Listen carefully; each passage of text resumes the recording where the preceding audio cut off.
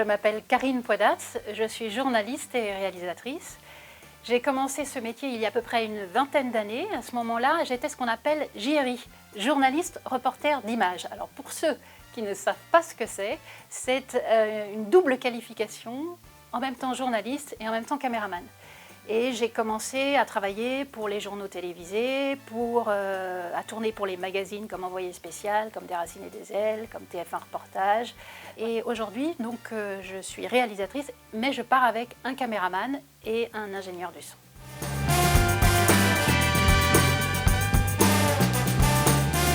Le réalisateur, c'est un petit peu un chef d'orchestre. Et il est là à 3 étapes très importantes du tournage. La première étape, c'est une étape un petit peu solitaire parce que c'est une étape où il prépare son reportage. Et donc, on passe souvent des coups de fil, on rencontre les gens et à partir de ce moment-là, on écrit un reportage. On écrit une note d'intention et aussi une note de réalisation. Ça, c'est la première étape. Cette note d'intention et note de réalisation, une fois qu'elle est validée par le producteur, à ce moment-là commence, on va dire, la préparation de l'équipe de tournage. C'est-à-dire qu'une fois que je connais qui sera mon caméraman, qui sera mon ingénieur du son, qui sera aussi peut-être, j'aurai la chance peut-être d'avoir une personne qui va s'occuper uniquement des lumières. Dans ce cas-là, soit je les réunis, soit je les appelle pour leur dire exactement mon intention. Je leur dis qui on va voir, pourquoi on va les voir, les images qu'il me faudrait, etc.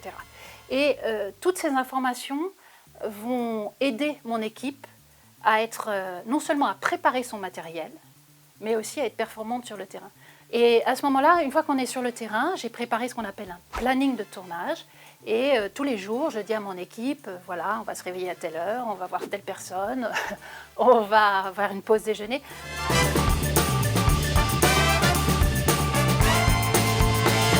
Sur un tournage, il peut tout vous arriver. Il y a des imprévus qui ne sont pas de votre fait, qui peuvent être des imprévus très souvent liés à la météo, parce que imaginez, vous avez voulu faire une scène en extérieur et là, à ce moment-là, il tombe une pluie torrentielle, ou alors vous voulez faire une interview en extérieur et à ce moment-là, c'est un avion qui passe, ou c'est les travaux dans la rue, ou voilà. Donc ça arrive, franchement, ça arrive pratiquement une fois sur 2. Et donc, dans ce cas-là, il faut être assez souple. À part les imprévus météo, les imprévus avec l'équipe, oui, ça m'est arrivé par exemple d'attendre une équipe 2 heures au moment de partir pour le tournage. L'équipe était là, mais ils n'avaient pas la voiture de tournage. Ou alors il y en avait un qui avait sa caméra, mais il avait oublié les cartes pour la caméra. On essaye de faire avec et on essaye de trouver des solutions assez rapidement. On essaye d'être assez réactif en fait. Ça demande au réalisateur une certaine qualité de souplesse et puis aussi d'essayer de trouver des solutions, d'être assez réactif pour trouver des solutions quand toutes ces choses vous arrivent. Mais il peut arriver aussi des choses imprévues et qui donnent un nouvel éclairage à votre documentaire ou alors justement la petite touche en disant « Ah ouais !» et qu'on n'avait pas prévu, qu'on n'avait pas écrit et qui se passe à ce moment-là.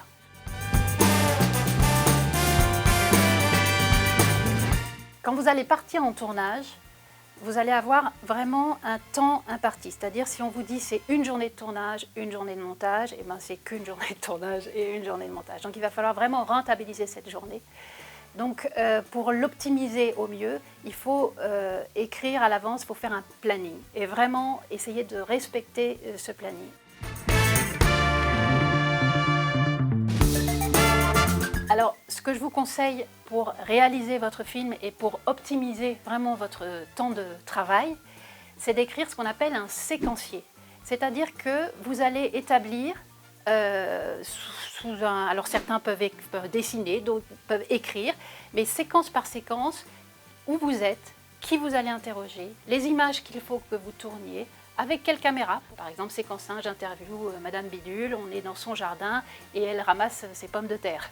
Séquence 2, je suis avec Monsieur Untel et il est de l'autre côté de Madame Bidule et ils se parlent par là. Et par exemple, comme ça, vous savez exactement qui vous allez voir, ce que vous allez faire et ça va être ensuite beaucoup plus clair ensuite pour écrire votre planning de tournage. J'aime bien raconter des histoires et je ne suis pas hyper créative. Par contre, j'aime bien écouter les histoires des autres. Et je trouve que les histoires des autres sont beaucoup plus intéressantes que la mienne. Et j'aime donner la parole aux autres. D'abord, j'aime les rencontres et j'aime donner la parole aux autres qui ont des histoires incroyables à raconter. Et moi, ça me fait toujours rêver, ça me permet de vivre 1000 vies en écoutant les autres me raconter leurs histoires.